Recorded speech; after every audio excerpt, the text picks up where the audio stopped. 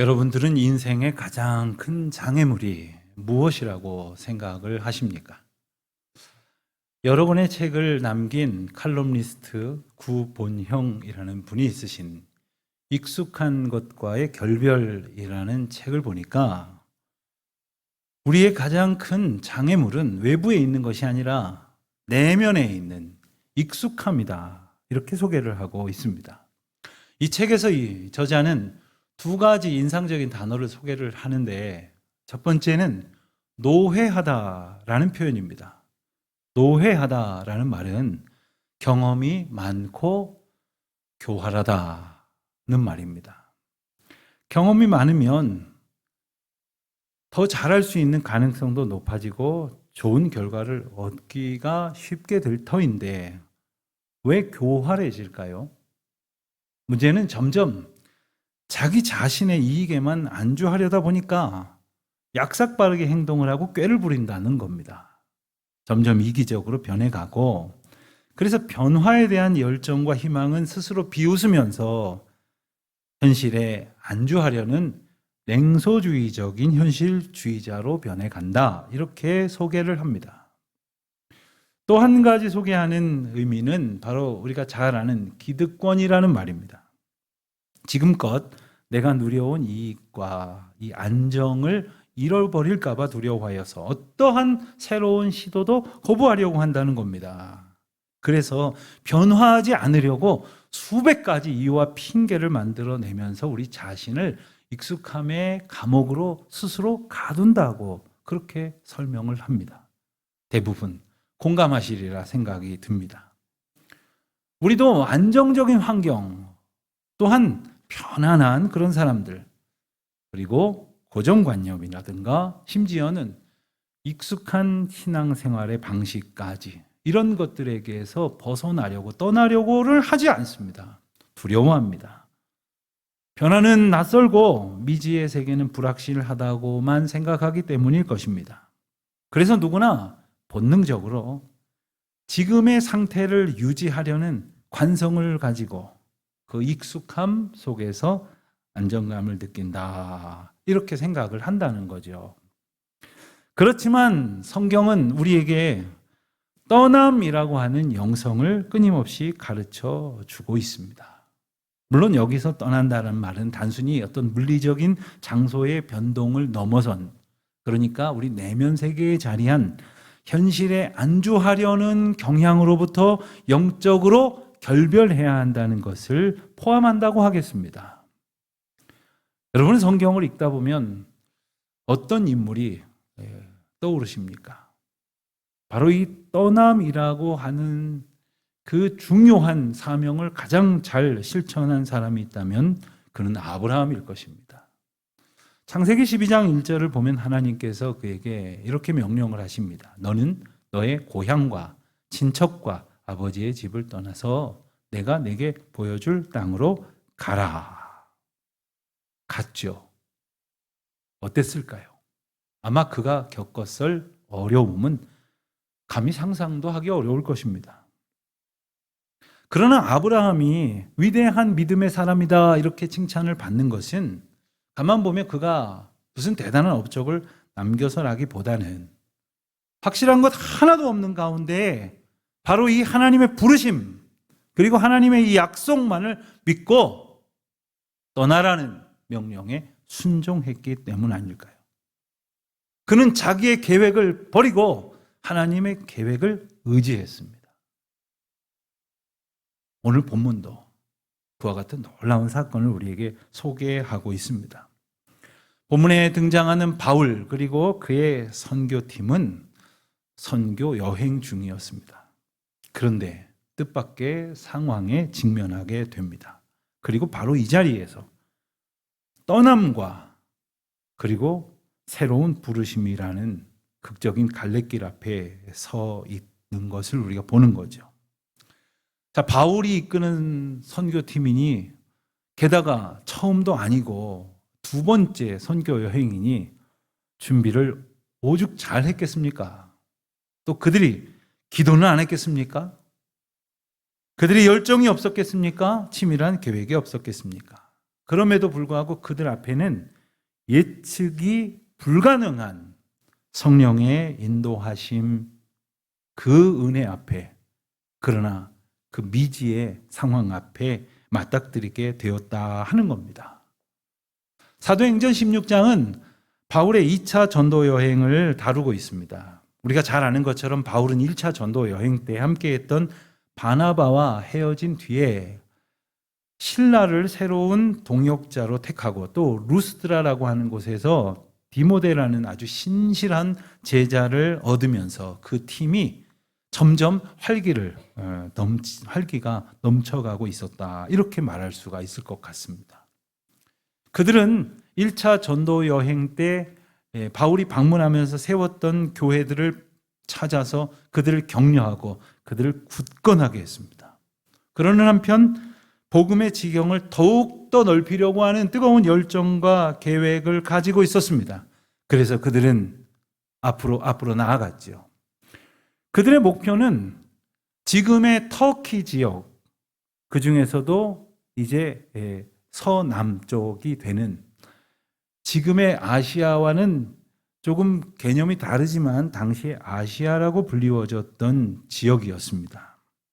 그리고 그 지역 중심에는 에베소와 같은 대도시가 있었습니다. 에베소는 당시 문화와 상업의 가장 핵심적인 중심지였는데 그 도시를 중심으로 하여서 복음을 전하려고 그들은 계획을 가지고 그리로 향하고 있었던 중이었습니다. 그런데 우리가 읽은 것처럼 6절 말씀을 보니까 성령이 아시아에서 말씀을 전하지 못하게 하시거늘, 성령이 못하게 하셨다는 거예요. 그들은 지도를 보면 이제 여러분 보실 때 아시아라고 쓰여져 있는 글씨의 오른쪽 빈 공간이 바로 이제 부르기아 그리고 갈라디아 지역이라고 부를 수가 있는데 이 지역으로부터 점점 이제 왼쪽으로 이렇게 옮겨져 가고 있었습니다. 그래서 아시아라고 넓게 부르는 그 지역에 복음을 전하기를 힘썼던 거죠. 그런데 성령이 방해를 하셨다. 얼마나 당황을 했겠습니까? 그렇지만 그들은 포기하지 아니하고 그렇다면 그 위쪽, 그러니까 본도 비두니아라고 여러분들이 보시는 그 위쪽 지역으로 이번엔 방향을 옮기려고 했습니다. 그 흑해 연안 지역도 복음이 역시 시급히 필요로 되어졌던 땅이었기 때문이었습니다. 그렇지만 7절 말씀을 보니까 이번에는 예수의 영이 허락하지 아니하신지라 이렇게 성경은 전하고 있습니다. 아래로도 못 가게 되었고 위로도 못 가게 되었다는 거예요. 우리는 이 6절, 7절을 보면서 길이 사방으로 막혀진 것 같다고 하는 이 생각과 함께 두 가지를 조금 더 자세하게 주목해 볼 필요가 있을 것 같습니다. 먼저는 6절이 방해했다고 설명하는 주체인 성령과 7절에서 소개되어지고 있는 예수의 영이라고 하는 표현입니다. 사도행전의 저자인 누가는 이 둘을 동일시하고 있었습니다. 그러니까 교회와 복음을 들고 떠난 그 선교의 사역을 주관하시는 분은 바로 삼위일체 하나님이시다라는 사실을 분명히 하고 있는 것이죠. 지난 주간 저도 다녀왔지만 우리 교회도 여러 방법으로 여러 가지 기회를 통해서 선교 사역에 힘쓰고 있지 않습니까? 그러나 우리가 잊지 말아야 될 것이 있습니다. 이 모든 선교의 걸음을 주관하시는 분은 삼위일체 하나님이시다 라는 것이죠. 또 한 가지 주목해 봐야 할 것은 6절과 7절에 두 번이나 반복되어지는 하나님의 가로막으심입니다. 6절에는 못하게 하시거늘 이렇게 표현되어져 있고 7절에는 허락하지 아니하신지라. 이 두 표현은 비슷한 말 같지만 그 원어의 뜻을 살펴보면 조금 다른 아주 중요한 의미들이 그 가운데에 숨겨져 있습니다. 6절 말씀을 보면 강하게 금하셨다라는 그런 원어적인 의미가 내포되어 있고 7절에 나오는 표현에는 그들을 홀로 자기들끼리만 두지 않으시려고 하셨다라는 뜻이 담겨져 있는 겁니다. 그러니까 하나님께서 그들을 가로막으신 것은 그들을 자기들끼리만 두지 않으시려고 강하게 개입하셨다는 뜻이에요. 자, 구체적으로 어떻게 막으셨을까요? 성경은 설명하고 있지 않습니다. 그들 가운데에 갑작스러운 질병이나 혹은 사고 같은 것들이 있었을까요? 아니면 그들이 걸어가는 길이 막힐 만큼의 무슨 재난이 벌어진 걸까요? 어떤 일이 벌어졌기 때문일런지요. 그러나 우리는 그것을 찾을 길이 없습니다. 성경이 이것을 기록하지 않고 있는 것은 그 막으신 방법이 그다지 중요한 것은 아니기 때문일 것입니다. 그보다 더 중요한 것은 누가 그들의 걸음을 막으셨나 하는 것이지요. 우리는 성령이, 예수의 영이 막으셨다는 것을 말씀을 통해 읽었습니다. 자, 그렇다면 왜 막으셨을까요? 바울의 선교팀이 가지고 있었던 계획이 선하지 않았기 때문일까요? 우리는 이런 상황 속에서 의문을 갖지 않을 수 없을 것 같습니다. 우리는 이 하나님의 인도하심을 떠올릴 때에 종종 먼저 살펴보는 잠언의 한 말씀이 있습니다. 잠언 16장 9절 말씀을 보면 사람이 마음으로 자기의 길을 계획할지라도 그의 걸음을 인도하시는 이는 여호와시니라. 우리가 참 좋아하는 말씀 아닙니까? 팀 켈러 목사님은 이 구절을 강해하면서 이런 설명을 덧붙입니다. 하나님은 우리를 인도하실 때에 종종 우리의 논리를 뛰어넘는 역설적이고 불분명한 방식으로 나타내신다. 이렇게 말씀을 하시는 거죠. 어떻습니까? 우리는 생각할 때 내가 가지고 있는 계획이 더 명료한 것 같지만, 더 확실한 것 같지만 하나님은 때로 불분명한 방법으로, 우리가 이해할 수 없는 방법으로 우리를 이끄신다는 거예요. 그러나 우리가 분명히 기억해야 될 것이 있습니다. 하나님은 우리를 가로막거나 방해하거나 우리의 계획을 짓밟으시는 분이 아니시라 우리가 택한 최선보다 더 위대한 당신의 온전함으로 우리를 이끄시려고 우리의 길을 재설정해 주시는 분이시라는 사실입니다. 여러분, 우리가 운전을 할 때 종종 길을 잘못 들면 켜두었던 내비게이션이 어찌할 바를 모르다가 금방 새로운 루트를 우리에게 보여줍니다. 그리고 이렇게 설명을 하죠. 경로가 재설정되었습니다. 마치 이런 것입니다. 우리가 우리 마음대로 길을 가려고 할 때가 있지만 하나님께서는 언제나 하나님의 방식으로 길을 재설정해 주신다는 겁니다. 그런데 여기서 중요하고도 흥미로운 점 한 가지는 자동차든 혹은 바다에 떠 있는 배든 간에 주차장에 멈춰 있거나 항구에 정박 중일 때는 방향을 바꿀 수가 없다는 사실이에요. 움직이고 있을 때만 방향을 전환할 수 있다는 사실입니다. 바울과 그의 선교팀이 하나님을 향한 열망을 가지고 움직이고 있었기 때문에 성령께서 그들의 항로를 더 완전한 곳으로 전환시켜 주실 수 있었던 겁니다. 그들이 그냥 포기하거나 혹은 스스로 갈등하면서 주저앉아 있었더라면 아무 일도 벌어지지 않았던 것입니다. 그들이 당초에 가지고 있었던 비전인 아시아를 향해서 힘차게 나아가고 있었기 때문에 성령께서는 그들의 걸음에 개입하실 수 있었고, 그리고 더 분명하고 중요한 하나님의 계획인 마게도냐로, 오늘날의 유럽으로 인도하실 수 있었던 것이죠. 자, 이제 생각해 봅니다. 만약 여러분 가운데 어떤 분이 왜 나의 길이 막혀졌을까라고 탄식하면서 혹은 좌절하면서 원망하고 계신 분이 있습니까? 나름대로 기도하면서 애썼던 일인데 왜 결실을 얻게 하지 않으실까 하면서 하나님을 향하여 원망하고 계신 분이 있습니까? 오늘 말씀을 의지하여 우리가 깊이 묵상해야 될 것이 있습니다. 움직여야 합니다. 하나님께서 이미 주신 부르심 앞에서 순종해야 합니다. 그리고 그 길로 나아가야 합니다. 그리고 언제나 우리를 하나님의 뜻 가운데로 날마다 새롭게 하실 하나님을 온전히 의지함으로 길을 내시고 길을 여시고 길을 주장하시는 하나님을 신뢰해야 할 것이겠습니다. 그들의 문제는 어떤 것이었을까요? 그들은 아시아로 가려고 했었으나 길이 막혔어요. 그리고 비두니아로 가려고 했는 그 길도 막히고 말았습니다. 결국 그들은 앞으로 갈 수밖에 없었는데 그 끝은 바다였죠.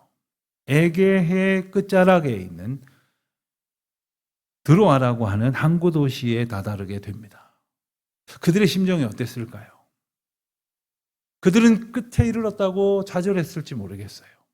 그들은 더 이상 갈 곳이 없다고 낭망했을지 모르겠어요. 그러나 놀랍게도 그 드로아는 아시아를 떠나서 유럽으로 들어갈 수 있는 관문이었다는 사실이에요. 하나님께서 여시는 그 문 앞에 이르게 되었는데 그들은 막혔다고 좌절을 하고 있었을지 모른다는 사실입니다.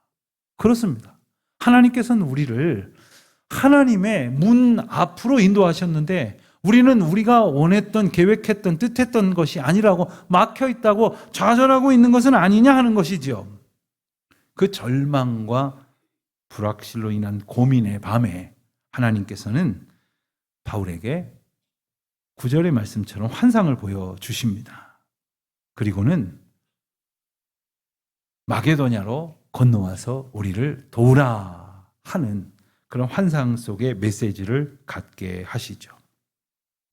이 짧은 구절은 성경의 역사를, 그리고 복음 전파의 역사를, 그리고 나아가서 세계의 역사를 바꾸는 엄청난 전환점이 되었다는 것을 또한 우리는 잘 압니다. 이것은 단순히 이 바울과 그 팀이 에게해를 건넜다는 정도가 아닙니다. 아시아 문화권에서 헬라 로마 문화권으로, 그리고 언어와 세계관이 전혀 다른 사람들에게로 건너가는 건 아닙니까? 지금껏 자기들에게 익숙하고 기반이 있던 곳에서, 그래서 안전하다고 생각됐던 땅에서 하나도 알 수 있는 것이 없는 불확실하고 미지의 땅으로 오직 하나님의 부르심만을 의지해서 건너가게 되어지는 놀라운 도전의 순간이 되었다는 것입니다. 여러분들이라면 어떻게 하겠습니까? 저마다에게 간직되어질 편견과 두려움이 있었을 것이고, 그 무관심과 이기심이라는 그런 보이지 않는 장벽을 넘는 사건이 아닙니까? 그래서 그들은 나하고는 상관없는 사람이야, 그곳은 나하고 상관없는 곳이지, 이렇게 선을 그었던 바로 그곳에 하나님의 부르심만을 의지해서 선을 넘어가는 것, 그 사건이 지금 벌어지고 있는 것입니다. 어떻게 이것이 가능할까요?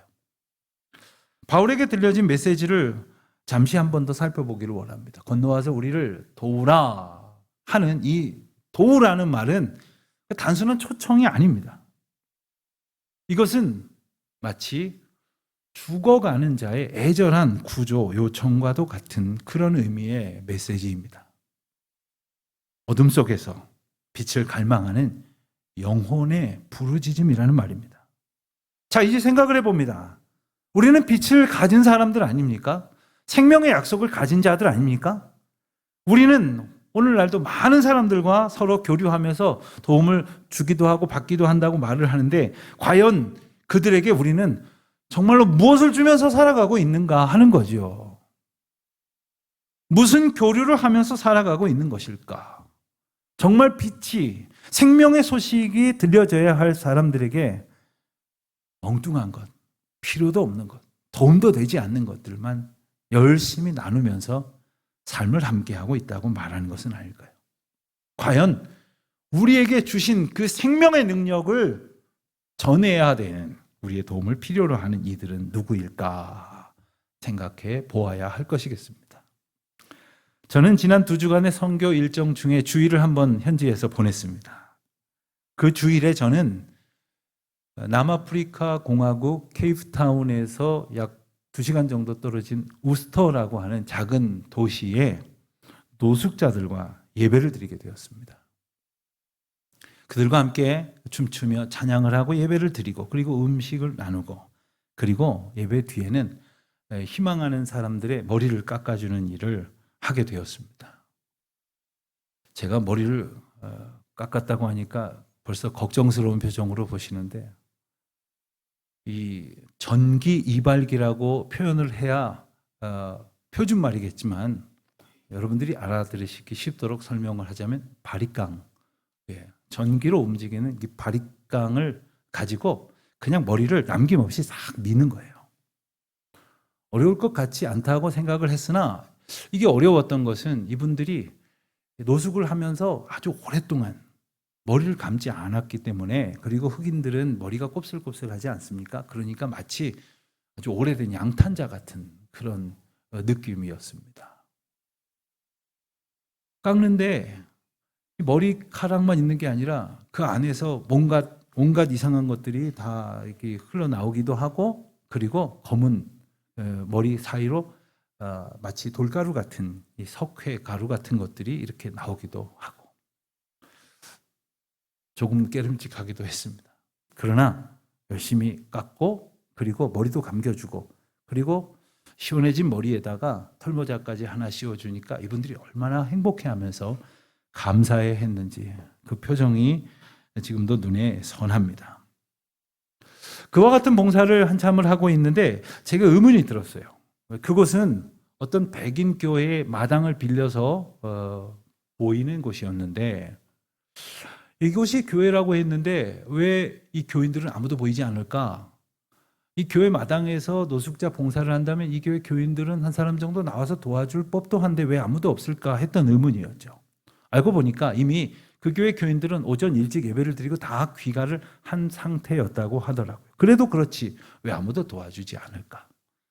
선교사님께 물었습니다. 그랬더니 설명을 해주시기를, 그곳 사회에 여전히 만연한 그러한 인종차별과 흑백 갈등의 영향 때문으로 이해를 하는 것이 좋겠습니다. 이렇게 말씀하시더라고요.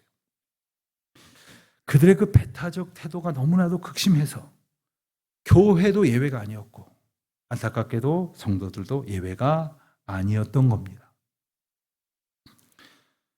그들은 이미 여러분들 잘 아시는 대로 1948년도에 법적으로 인종차별을 아예 제도화했던 나라였습니다. 그래서 인종별로 아예 호적을 정리를 했고요. 그리고 인종에 따라서 사는 거주지를 제한을 했습니다. 그래서 강제로 이주를 시켰고요. 그리고 공공시설을 인종에 따라서 이용하는 것을 완전히 분리했습니다. 인종에 따라서, 얼굴 색깔에 따라서 정치적인 권리를 박탈하기도 했습니다. 이것이 이른바 아파르테이트라고 불리우는 남아프리카 공화국의 오랜 인종차별, 그러한 제도였습니다. 그런데 우리가 잘 아는 것처럼 넬슨 만델라를 중심으로 한 흑인들의 해방운동과, 그리고 투투 대주교 같은 이들의 그러한 안팎의 저항운동에 힘입어서, 그리고 국제적인 관심과 압력이 더해져서 점점 그 견고한 그러한 차별의 제도가 붕괴되어져 가다가 마침내 만델라가 석방이 되고 그가 1994년에 대통령에 당선이 되죠. 그리고는 그가 이 아파르테이트 정책을 폐지하기에 이르게 됩니다. 그러나 말로만 폐지였을 뿐 여전히 지금도 그 사회는 인종차별과, 그리고 빈부의 차별, 그리고 이 배타적 태도의 강을 건너지 못하고 있었던 거예요. 그런데 그 봉사를 하는 도중에 제 시선을 사로잡은 한 가정이 있었습니다.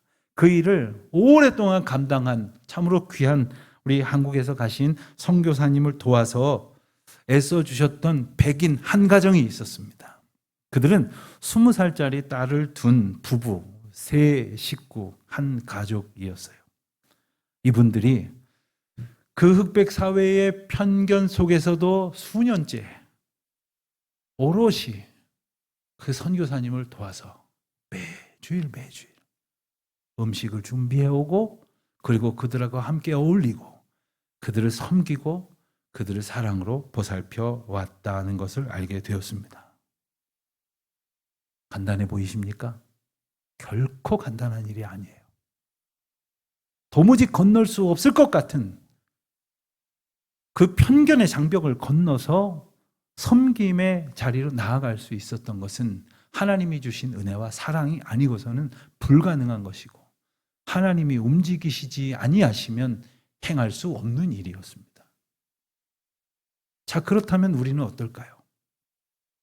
혹시 하나님께서 건너와서 이 일을 감당하라고, 건너와서 이들을 도우라고, 건너와서 이 일을 통하여 나의 자녀된 삶을 더욱더 기쁘게 살아가라고 하나님이 얼마든지 부르시고 얼마든지 인도하시는데, 여전히 우리는 제가 볼 때는 아닌 것 같은데요.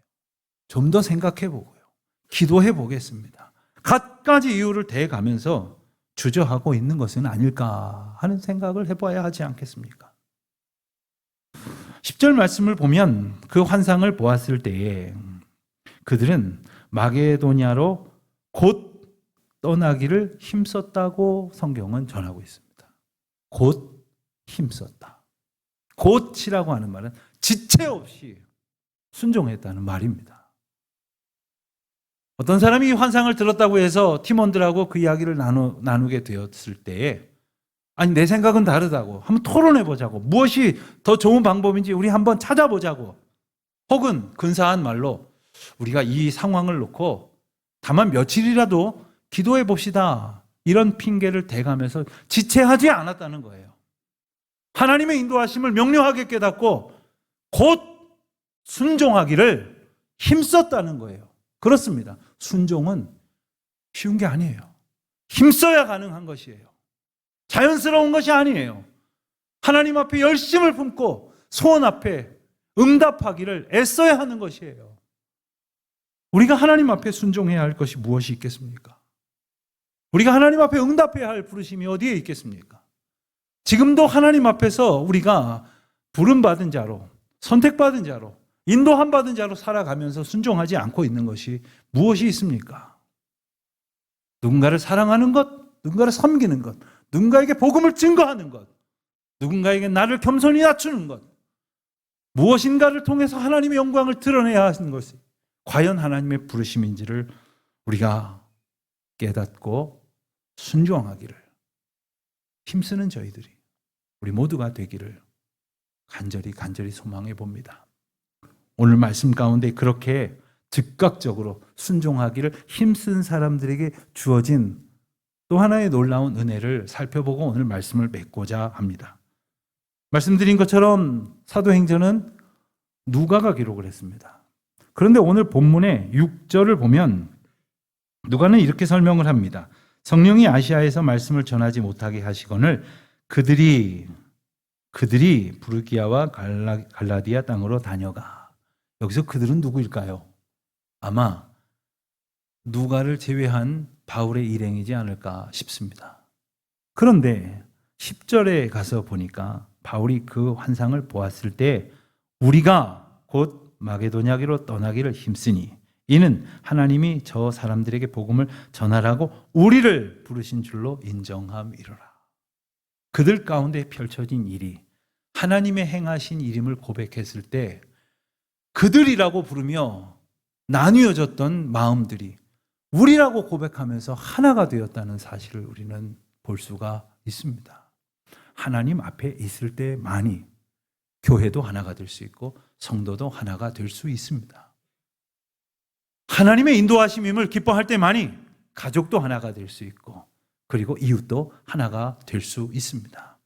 그렇게 하나님의 부르심 앞에 기뻐함으로 감사함으로 순종하기를, 즉각적으로 순종하기를 힘쓰는 저와 여러분 되시기를 주님의 이름으로 축원드립니다.